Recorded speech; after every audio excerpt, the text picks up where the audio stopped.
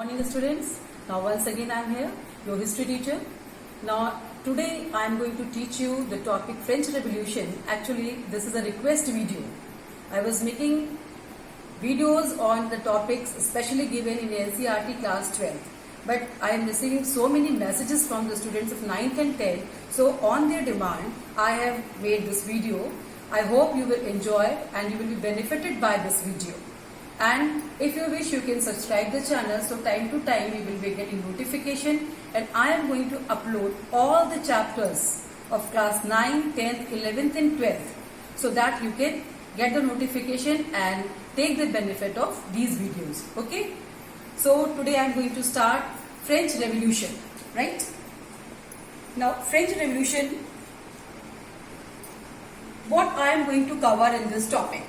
This video I have made in two parts. There are two parts of the videos because this is a lengthy chapter, long chapter. So I have divided the chapter in two parts. In first part I am going to tell you about the introduction of the revolution, कि कैसे ये हुआ, क्यों हुआ, what were the reasons. In the second part you will be doing what were the effects of the movement. ये जो हुआ आपका फ्रांसीसी क्रांति, इसके प्रभाव क्या थे, इसके बारे में आपको सेकंड पार्ट में बताएंगे. और सबसे इंटरेस्टिंग बात आपको इस वीडियो की ये बता दें, at the end of the video, what I am going to do, at the end of the video, there will be a quiz for you, right? There will be a quiz for you. You have to write your answer in the comment section. Write your answer in comments, and I will display your names in my next video, or I will call your names in my next video. Those who will answer the first, जो सबसे पहले हमारे quiz का जवाब देंगे, उन बच्चों के नाम हम अपने कमेंट सेक्शन में देंगे. उन बच्चों का नाम अपने नेक्स्ट वीडियो में जरूर दिखाएंगे या उनका नाम हम लेंगे. तो keep enjoying, keep watching. So in this part I have covered what was the construction of society. फ्रांसीसी सोसाइटी का, समाज का गठन कैसे हुआ था, इसके बारे में करेंगे. दूसरा आप करेंगे कि यहाँ पे मध्य वर्ग का उदय, मध्य वर्ग आगे करेंगे हम लोग, इसके बारे में क्या था, मध्य वर्ग का उदय कैसे हुआ और मध्य वर्ग के उदय से क्या प्रभाव पड़ा फ्रांसीसी क्रांति पे, कैसे उन्होंने फ्रांसीसी क्रांति को गति प्रदान कर दी. ठीक, इसके बाद इसमें बहुत सारे दार्शनिकों का भी रोल रहा. क्या भूमिका थी दार्शनिकों की, इसके बारे में करेंगे हम लोग. तो दार्शनिकों ने क्या क्या भूमिका करी, फिर आप भी हमें बताएंगे कि क्या क्या पूरा के एक बार पूरा हम फटाफट रिकैप करेंगे. और नेक्स्ट उसमें क्विज सेशन भी. The most interesting part is quiz session. Okay, now first, as you all know that in 1774, इसमें सबसे पहली चीज तो क्या है, आपको कुछ डेट्स याद रखनी पड़ेगी, बिकॉज हिस्ट्री तो डेट्स फुल ऑफ डेट्स. ठीक है, तो कुछ इंपॉर्टेंट डेट्स हैं वो हम लिखते भी जाएंगे. And at the end of the video I am going to give you a time line also. ठीक है, वीडियो के लास्ट में हम आपको एक टाइम लाइन भी देंगे so that you can easily learn. इसका बेनिफिट ये होगा कि एक नंबर के जो क्वेश्चन आते हैं वहां पे आपको इसका लाभ मिलेगा. तो पहली चीज जो सबसे पहले दी है वो क्या है आपकी, 1774 में लुई 16 जो थे वो शासक बनते हैं फ्रांस के. Right, Louis 16 became ruler. तो 1774 में लुई 16 शासक बनते हैं. At the age of 20 only ruler बनते हैं, बहुत कम उम्र में. एट द एज ऑफ 20, सिर्फ 20 साल की उम्र में शासक बनते हैं. इनकी शादी जो होती है मैरी एंटियोनेट से होती है. And he was married to, किसके संग विवाह इनका हुआ, Marie Antoinette. Right, Marie Antoinette से इनका मैरिज होती है. ठीक, और अब ये सब कुछ तो ठीक था. समस्या कहां से शुरू होती है कि जब वो शासक बनते हैं तो क्या होता है, हम अगर अभी कोई काम दिया जाता है, जिम्मेदारी दी जाती है, तो सबसे बड़ी चीज है हमारे पास उस काम को पूरा करने के लिए फंड्स होने चाहिए. शासक तो इन्हें बना दिया गया, लेकिन समस्या क्या थी, जब ये लुई 16 शासक बने उस समय जो प्रॉब्लम इनके सामने इन्होंने फेस करी, दैट वाज एम्प्टी ट्रेजर. वहां जो खजाना था वो खाली था. राजकोष कैसा था उस समय, खाली था. ट्रेजरी यानी कि खजाना एम्प्टी था, बिल्कुल खाली पड़ा हुआ था. ऐसी स्थिति में शासक के लिए काम कर पाना बहुत कठिन था. अब बात यह आती है, अगर ये खाली था तो क्यों खाली था, कैसे खाली था, किसने खाली कर दिया था. भाई इसके पहले के शासकों की क्या नीतियां रही होंगी जिसकी वजह से ये खाली हो गया. तो इसके बाद क्या देखते हैं, what were the causes of burden, कि खजाने के ऊपर जो बर्डन था, फ्रांस के ऊपर जो बर्डन ऑन फ्रांस. ठीक है, बर्डन ऑन फ्रांस क्या था, वो मेन प्रॉब्लम उसकी क्या थी फ्रांस के साथ कि उस समय जो खजाना खाली हो गया था। अब हम इसके बारे में 4-5 पॉइंट्स हैं, ठीक है, you will remember those points. कभी कभी पूछा जाता है कि लुईस 16 जब शासक बना तो उसे खजाना खाली मिला, इसके पीछे क्या कारण थे, ठीक। तो क्या कारण थे इसके पीछे? इसके पीछे सबसे पहले आप क्या करेंगे, फ्रांस बहुत लंबे समय से युद्धों में लगा हुआ था, ठीक है। फ्रांस का जो वॉर में इन्वॉल्वमेंट था वो बहुत लंबे समय तक लगा रहा। France was involve in the war. तो एक रीजन इसका ये था कि फ्रांस वॉर में लगा रहा। वॉर का आप जानते हैं, वॉर में अगर हम लगे रहते तो वॉर का जो अनअवॉइडेबल रिजल्ट होते हैं वो क्या होते हैं, उसमें सबसे बड़ी बात क्या होती है, वॉर अगर होगी तो क्या होगा, loss of life and property. तो प्रॉपर्टी का तो पहले ही बहुत लॉस हो रहा था क्योंकि ये वॉर में लगे थे। दूसरी चीज, वॉर में अगर लगे रहना है तो क्या करना पड़ेगा, आर्मी का गठन करना पड़ेगा।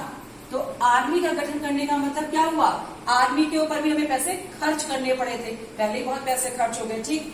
तीसरी समस्या क्या थी, इन्होंने अमेरिका को हेल्प करी थी। अमेरिका को इन्होंने क्या करा था, उधार दिया था। क्या करने के लिए, अमेरिका को इन्होंने डेट दिया था। कितना डेट दिया था, 10 बिलियन लिब्रे। ये 10 बिलियन यानी कि 20 अरब, और एक शब्द हमने इस्तेमाल किया लिब्रे। ये 10 बिलियन लिब्रे आप देख सकते हैं, यहां भी दिया हुआ है कि 10 बिलियन लिब्रे इन्होंने दिए थे। किसको दिए थे, टू अमेरिका। क्या करने के लिए, to get its colonies liberated from Britain. Britain से, जो कि दोनों का साझा शत्रु था, फ्रांस का भी और अमेरिका का भी। ब्रिटेन से इसके उपनिवेशों को, 13 उपनिवेशों को आजाद कराने के लिए 10 बिलियन लिब्रे की धनराशि उधार दी थी। वो भी उधार कहां से, हमारे पास नहीं, दूसरे से मांग के उधार दी थी ब्रिटेन।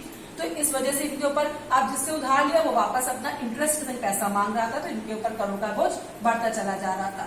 नेक्स्ट क्या है, वर्सैलिस पैलेस। जो वर्सैलिस पैलेस था ये बहुत ही इनकी शान शौकत का परिचायक था।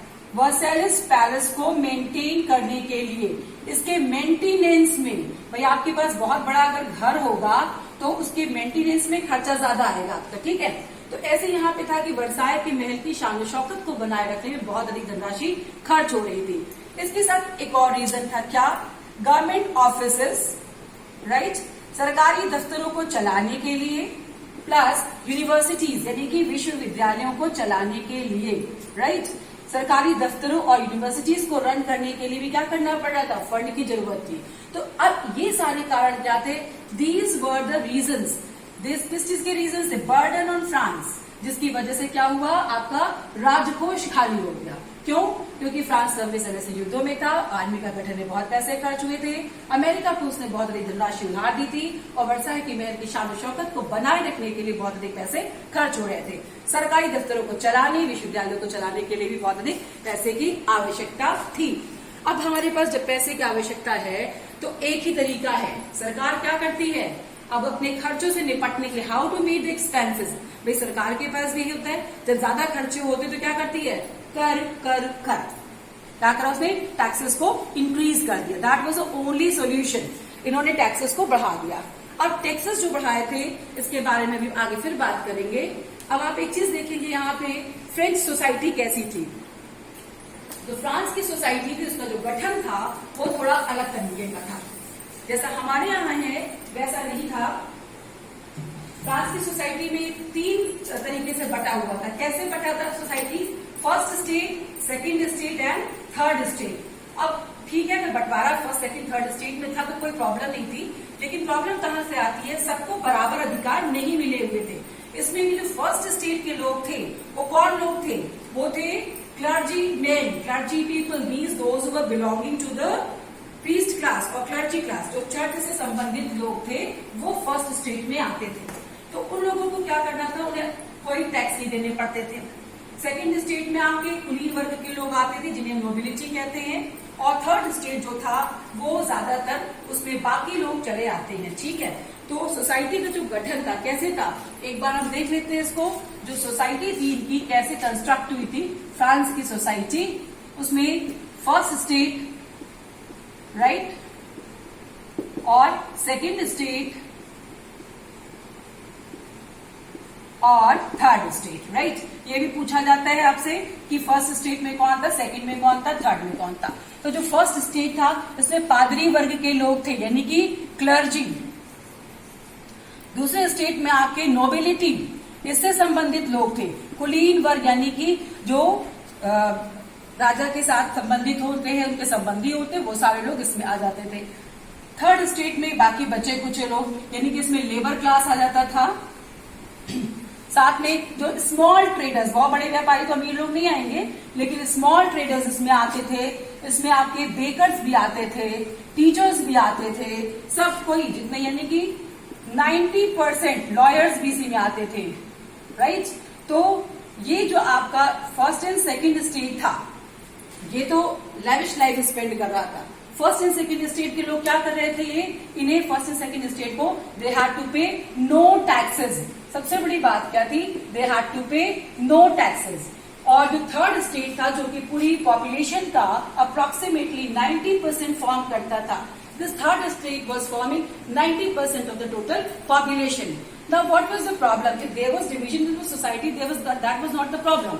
Problem was these two states, the clergy and nobility, they were enjoying privilege, and this third state, they had to pay all the taxes. That was the main reason of problem.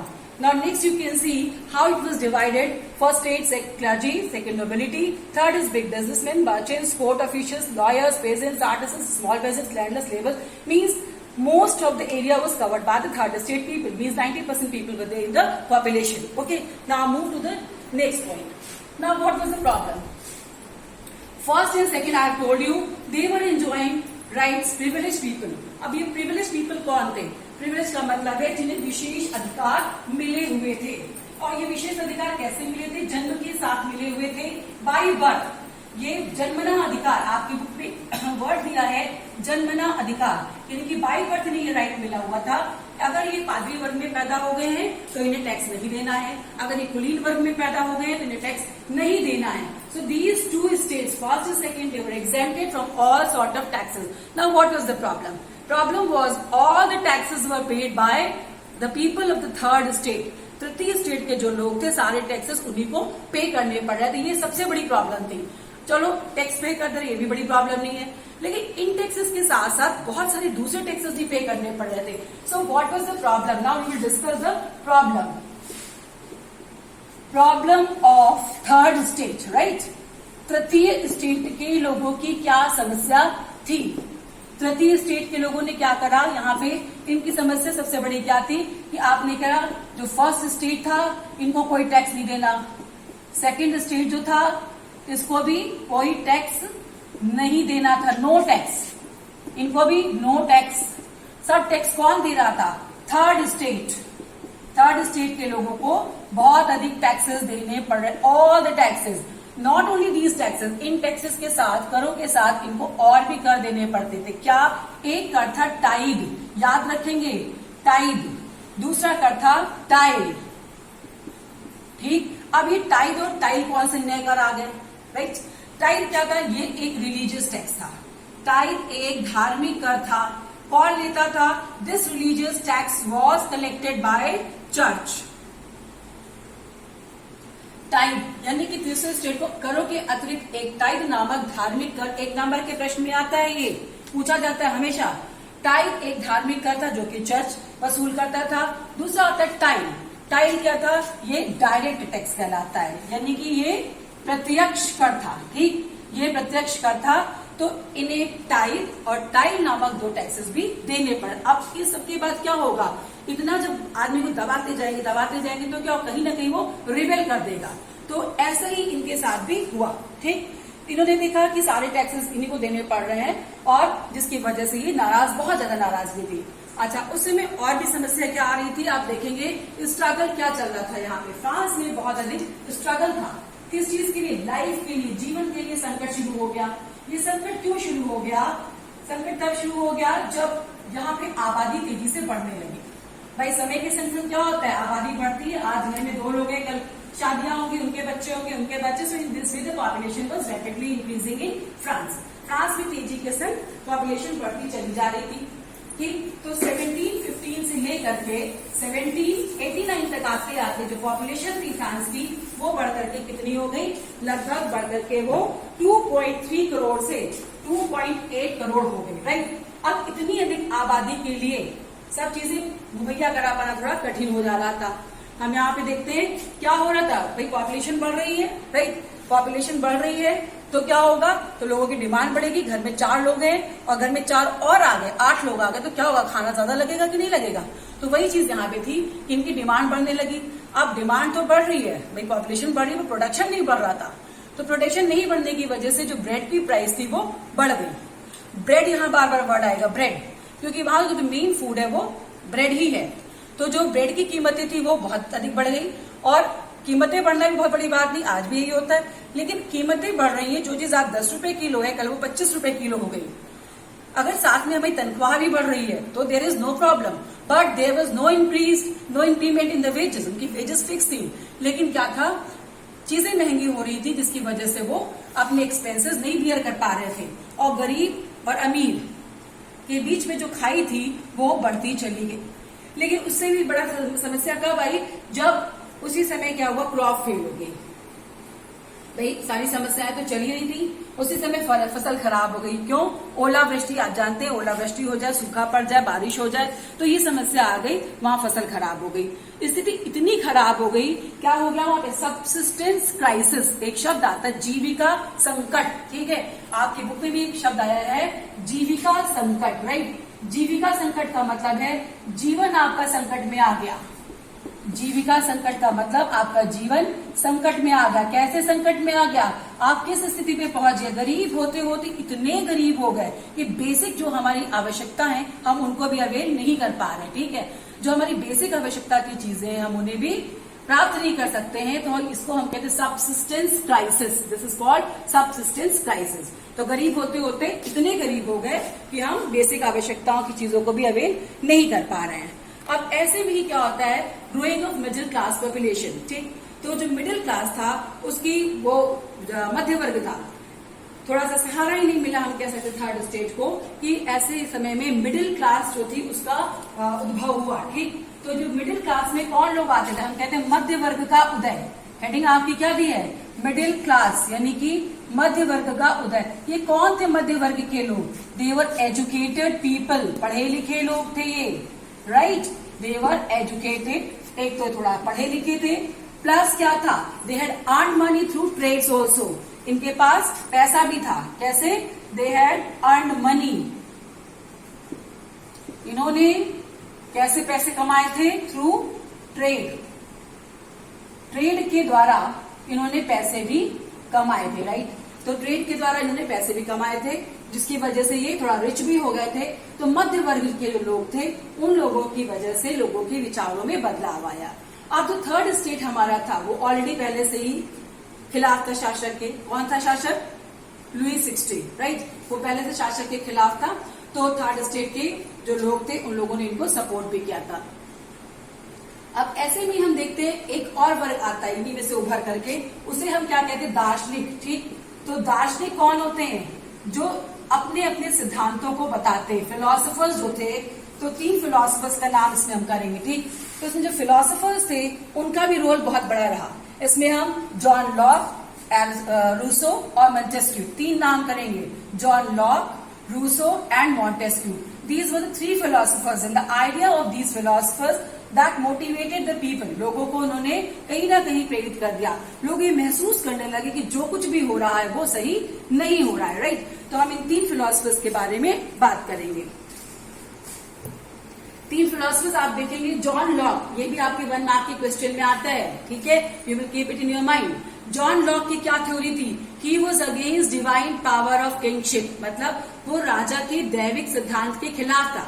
माना जाता था कि राजा के पास दैवी शक्ति है, ठीक है, पर ऐसा तो होता नहीं है। राजा तो राजा है, ह्यूमन बीइंग है, वो कैसे भगवान बन सकता है। But he had assume such powers, वो ऐसा मान के चलता था कि हम राजा हैं तो हम कहीं ना कहीं हमारे अंदर कुछ दैविक शक्ति है। तो उसने सबसे पहले लॉक ने क्या कहा, राजा के पास कोई दैवी शक्ति नहीं होती है, ये जॉन लॉक ने विचार दिया, राइट। इन्होंने किताब लिखी थी 2 ट्रीटीज ऑफ द गवर्नमेंट, 1 नंबर के लिए याद रखेंगे। दूसरे हमारे जो फिलोसफर्स थे वो थे रूसो। दूसरे फिलोसफर्स का नाम था रूसो। रूसो ने भी किताब लिखी थी, इसका नाम था सोशल कॉन्ट्रैक्ट, सामाजिक अनुबंधन, ठीक। तो ये सामाजिक अनुबंधन किसके बीच में, राजा और प्रजा के बीच में, ठीक। तो राजा और प्रजा के बीच में एक अनुबंधन होता है।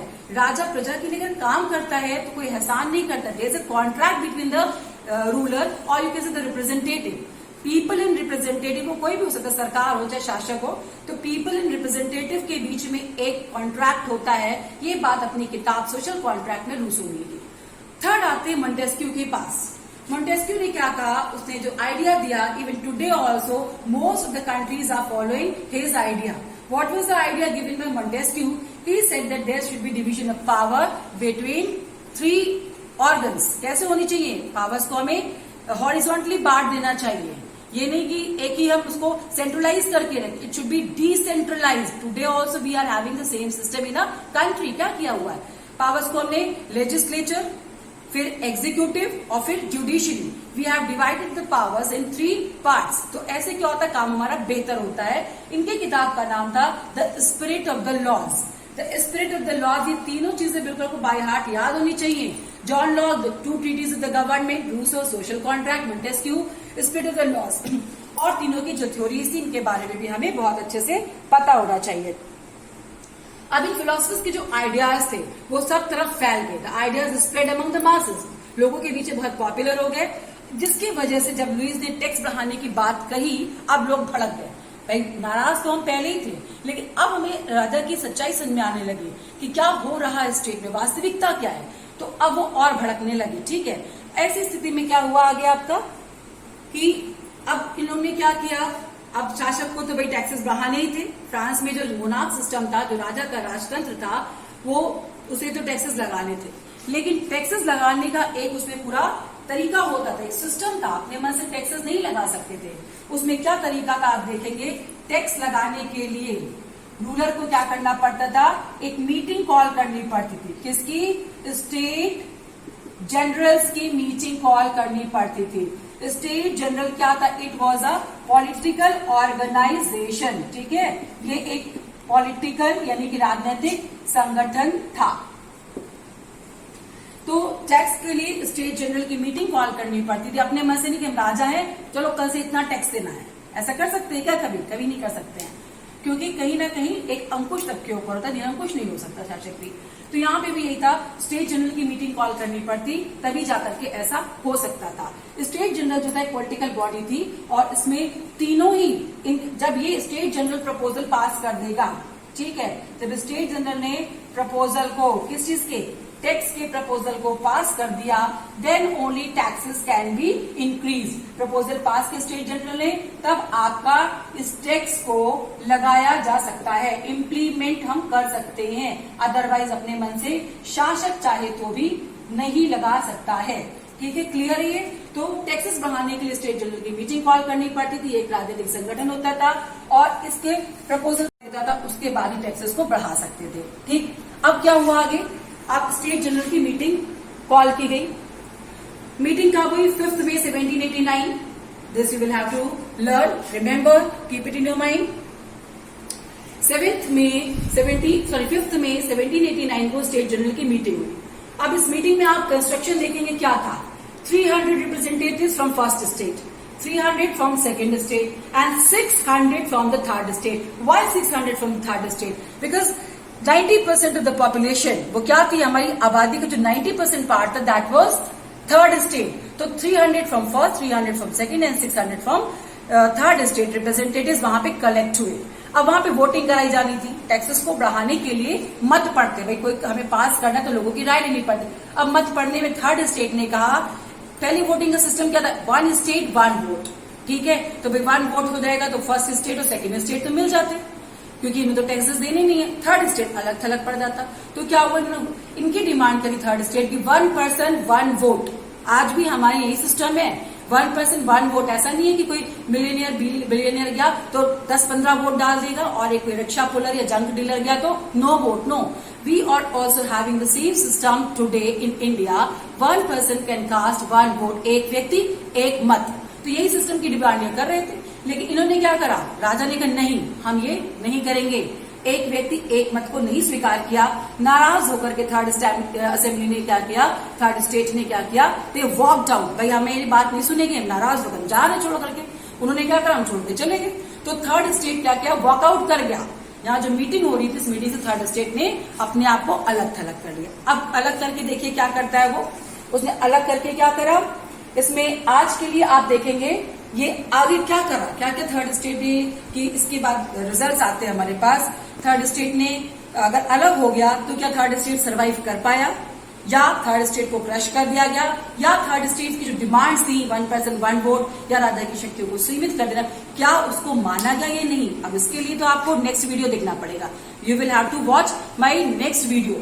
Now there are few questions also that you are going to write, you are going to do in your copy. आप कर सकते हैं। पहला आपका सबसिस्टेंस क्राइसिस क्या था, जॉन लॉक की बुक का क्या नाम था, सोशल कॉन्ट्रैक्ट के ऑथर कौन थे, और डिस्ट्रीब्यूशन ऑफ पावर का कॉन्सेप्ट किसने दिया था। अब आते हैं लास्ट जो मैंने कहा था the most interesting one, that is the quiz section. अब आप इसमें जो क्विज में क्वेश्चंस पूछे गए हैं आप वीडियो देखेंगे। जो सबसे पहले हमें, क्योंकि जवाब तो बहुत लोग देने वाले हो मुझे पता है, तो जो सबसे पहले हमें जवाब देगा कमेंट सेक्शन में जाकर के आप जवाब देंगे, हम उनके नाम नेक्स्ट वीडियो में जरूर बताएंगे। So these are the questions, 5 questions are there, 1 word questions are there. You please see the questions, write your answers and write your comments also. Thank you so much. Stay safe at your home.